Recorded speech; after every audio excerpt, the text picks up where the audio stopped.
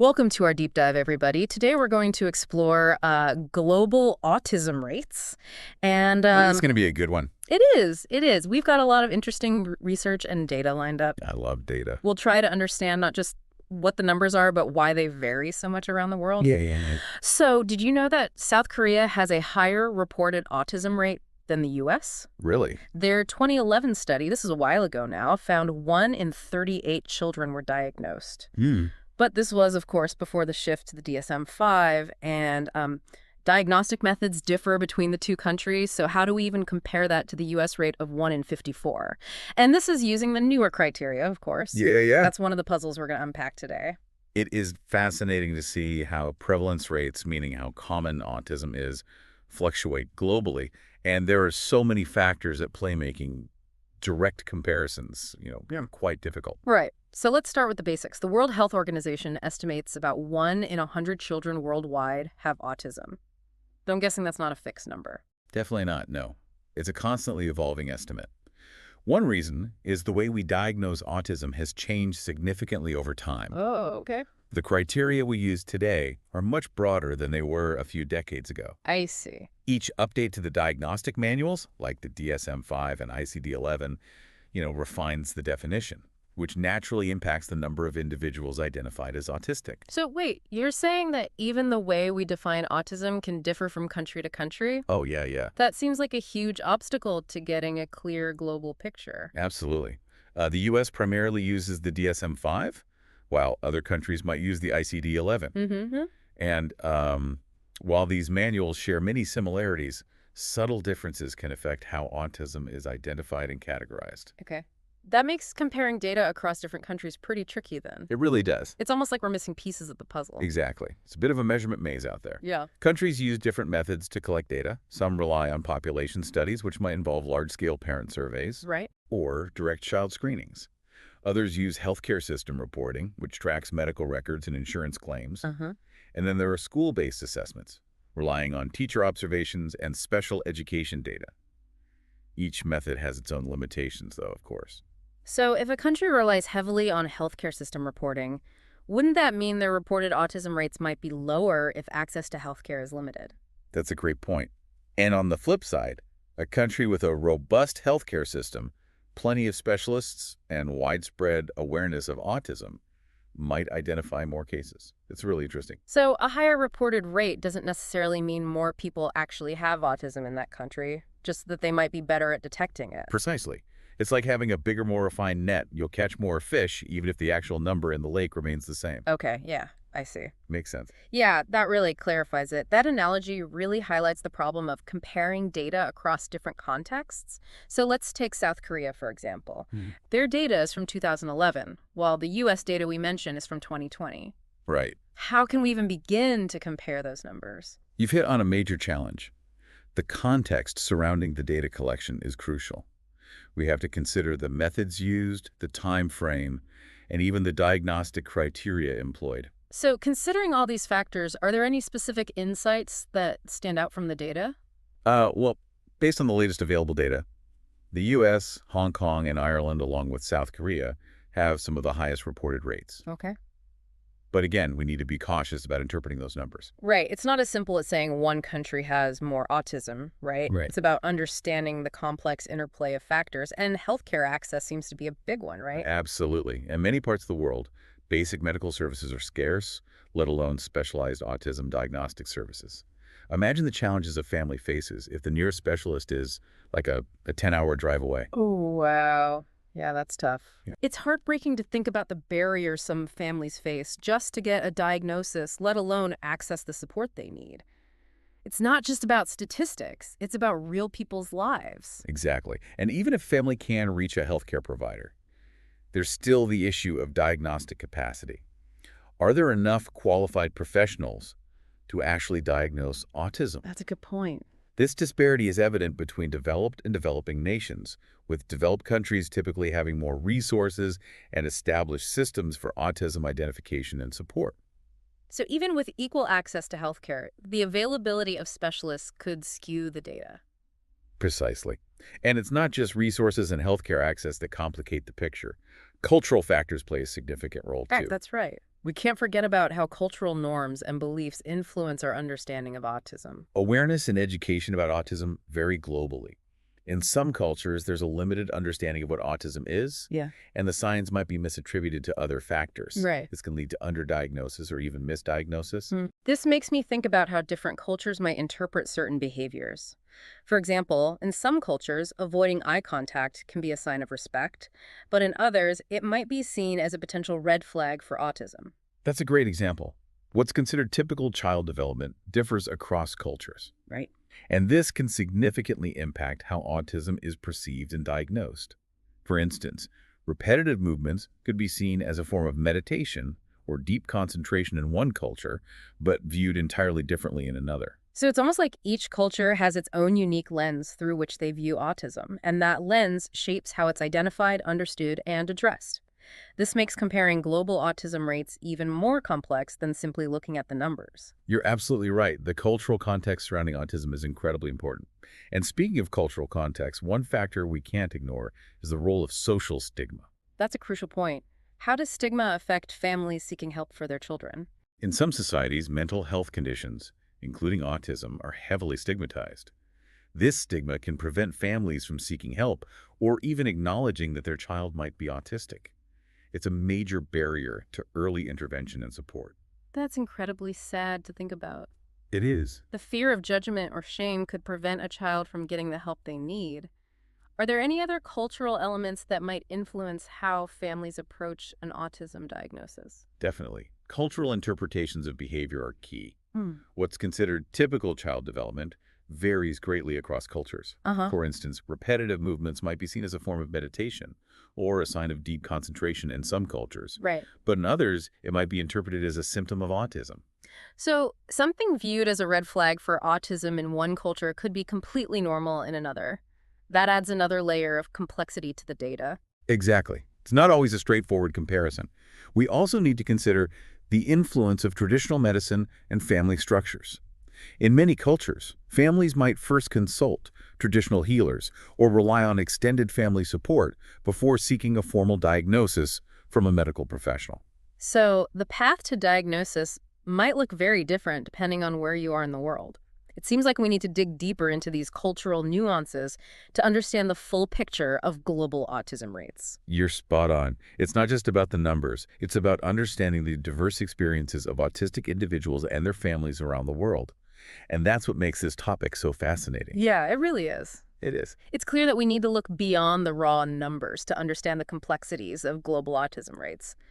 But are there any bright spots in all of this? Is there any, hope for a more accurate and comprehensive understanding of autism prevalence worldwide? Absolutely. Mm. Absolutely. There's some very promising developments on the horizon, particularly in the realm of technology. Oh, interesting. These technological advances, they sound like they could have a huge impact.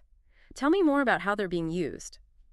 Well, we're seeing incredible innovations in autism screening and diagnosis with digital tools that can help bridge gaps between countries with varying resources and expertise. Think, mobile apps, virtual reality programs, even AI-powered algorithms. That's fascinating. Yeah. Can you give me a specific example of how these tools are being used? Sure. Imagine a tablet-based assessment tool that can record and analyze a child's behavior patterns. This can provide valuable insights for clinicians, especially in areas with limited access to specialists.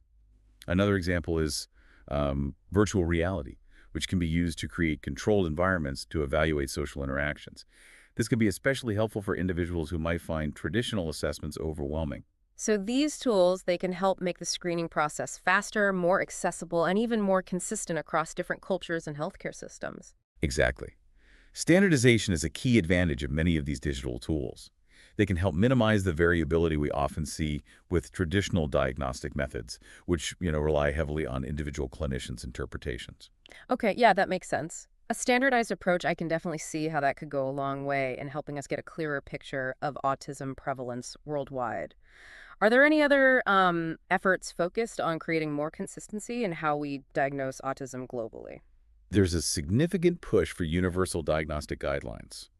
The World Health Organization is actively working on creating a set of globally accepted criteria for diagnosing autism. Oh, wow, that's a big deal. It is. So imagine a world where everyone is speaking the same language when it comes to autism diagnosis. Wouldn't that be a game changer in terms of understanding the global picture? Absolutely. If it allowed for more meaningful comparisons of data across different countries, we could finally start to identify global trends, allocate resources more effectively, and ultimately provide better support for individuals with autism and their families. It sounds like these advances in technology and standardization have the potential to revolutionize our understanding of global autism prevalence. They do. But what about research? Yeah. Are there any exciting developments on that front? Research is another area brimming with potential.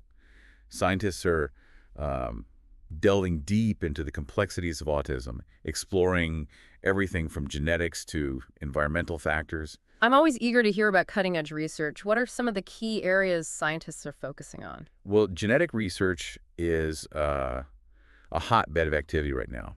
Scientists are trying to unravel the genetic underpinnings of autism, investigating how variations in our DNA might contribute to the condition. They're also exploring potential links between environmental factors and autism risk. So things like air quality, diet, even exposures during pregnancy, they could play a role. Exactly. There's a growing understanding that autism is a multifaceted condition influenced by a complex interplay of genetic and environmental factors. Unraveling these influences is crucial for developing effective interventions and support strategies. It seems like understanding those individual factors is just as important as getting a grasp of the global picture. Absolutely. Each autistic individual's journey is unique and shaped by a combination of factors. This is why individualized approaches to support and intervention are so crucial. That makes a lot of sense. A one-size-fits-all approach wouldn't be effective, given the diversity of the autism experience. But speaking of exciting research frontiers, what about early detection? Yeah. Are there any breakthroughs in that area? Early detection is another area where research is making significant strides. The sooner we can identify autism, the sooner we can provide targeted support and interventions, which can make a world of difference in a child's development. Early intervention is so crucial. What are some of the new approaches being explored to identify autism at younger ages? Researchers are studying everything from infant movement patterns to speech development. They're even using sophisticated tools to monitor social interactions in babies and toddlers, looking for subtle signs that might indicate autism. That's amazing. It sounds like we're on the verge of being able to identify autism in infancy. We're getting closer, and that's what makes this field so exciting. While we still have much to learn, all of these advances in technology, standardization, and research are painting a hopeful picture for the future of autism understanding and support. It's truly inspiring to hear about all this progress. It feels like we're at a pivotal moment in autism research and awareness. I couldn't agree more. While we focus primarily on global trends today, it's important to remember that the autism experience is incredibly diverse, even within a single country or community. That's a really important point. We can't forget about the individual stories within the larger data sets. Exactly. Autism presents itself in a myriad of ways. Each person's journey is unique and influenced by a combination of factors, including genetics, environment, and access to support. So while global trends provide valuable context, it's crucial to remember that autism is not a one-size-fits-all experience. Precisely. It's about celebrating neurodiversity, recognizing that different ways of thinking and experiencing the world are valuable and enriching. It's about promoting acceptance and understanding, celebrating differences, and advocating for a society that embraces and supports individuals with autism, not just tolerates them. Well said. And with that in mind, let's shift our focus from the global perspective to the human experience.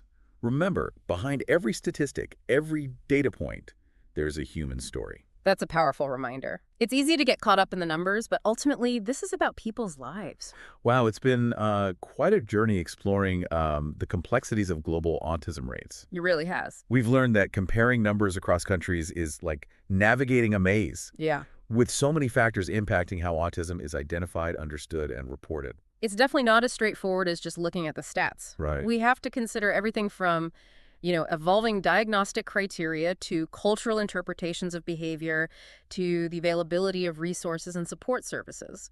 And throughout all of this, it's crucial to remember that we're talking about real people, real families navigating their own unique journeys. It's not just about data points. Yeah. It's about individual experiences. Absolutely. Each autistic person's story is shaped by a unique combination of factors. And those stories are incredibly diverse. So as we wrap up our deep dive today, what are some key takeaways you hope our listener will walk away with? First and foremost, I hope they've gained a deeper appreciation for the complexities of global autism prevalence. Yeah, It's not a simple issue, right. and understanding those nuances is crucial for promoting, meaningful change. It's definitely not about pointing fingers at countries with higher or lower reported rates. So, It's about understanding the context behind those numbers and advocating for greater awareness, acceptance, and support for autistic individuals and their families worldwide. exactly. We need to challenge assumptions, look beyond the surface, and remember that behind every statistic is a human being with their own unique strengths, challenges, and perspectives. And that perspective is so valuable. Learning from autistic individuals themselves, Yeah. listening to their stories and understanding the world through their eyes is essential for creating a more inclusive and supportive society. I couldn't agree more. We've talked a lot about the challenges today, Yeah. but there's also so much hope on the horizon.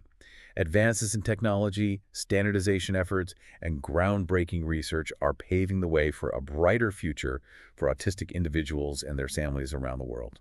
It's inspiring to think about all the progress being made, but it's up to all of us to continue pushing for greater understanding and acceptance. Absolutely. This deep dive has just scratched the surface. We encourage you to continue exploring this topic, Yes. to seek out diverse voices and perspectives within the autism community, and to challenge yourself to see the world through a different lens. It's through empathy, understanding, and a willingness to embrace difference that we can truly create a world where everyone, regardless of their neurodiversity, can thrive. Well said. Thank you for joining us on this deep dive. We hope it's sparked your curiosity and inspired you to continue learning and advocating for a more inclusive world.